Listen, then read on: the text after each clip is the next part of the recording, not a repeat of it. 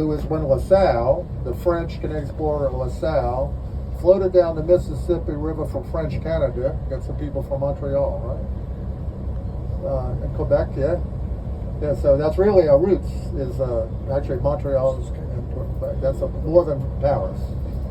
So from LaSalle floated down the river from French Canada, declared all of the Mississippi Valley for Louis XIV, and called it Louisiana.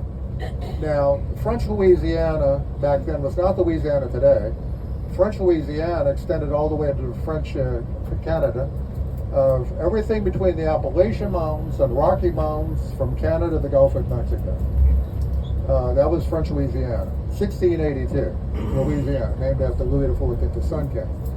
Now, the next relevant thing that happened was 17 years later. 1699 is when the Lemoyne brothers arrived, and their names were Iberville and Bienville. And if you walked around the French Quarter, you might have noticed some things.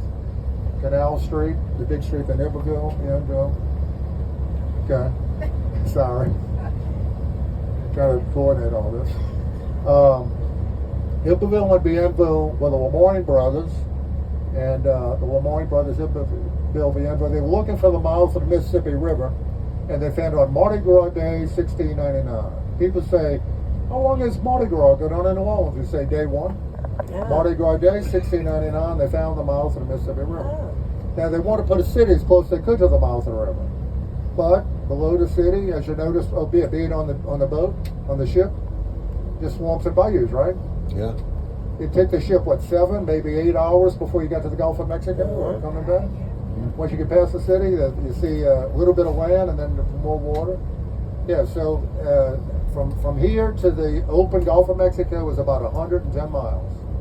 And as the river twists and turns, can't go more than maybe 12, 15 knots at the most, I think, and takes about 7, 8 hours, something like that. A lot of times people think we're right on the Gulf Coast. Now, directly north to south is about 60 miles. Directly about 60, there's about 60 miles of swamps and bayous between us and the Gulf of Mexico. Probably just somebody got to do his own way, huh?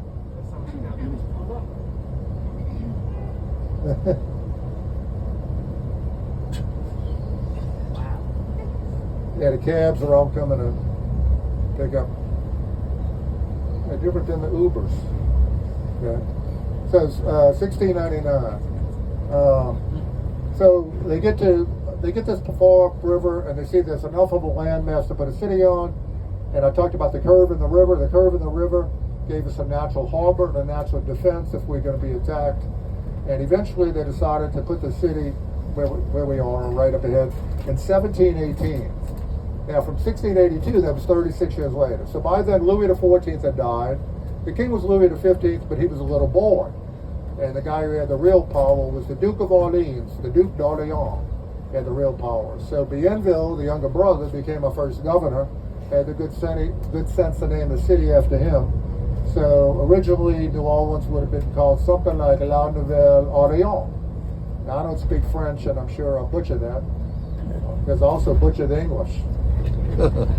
You know, Esplanade Avenue, I know, should be Esplanade. Then we got Burgundy Street, so the Burgundy Street. Calliope is Callio. Terpsichore is Terpsichore, Melpomene is Melpomene. Wow. Telemachus is Telemachus. Here's my favorite one, CLIO. You know what we call CLIO? Yeah. Oh. CL10. Oh.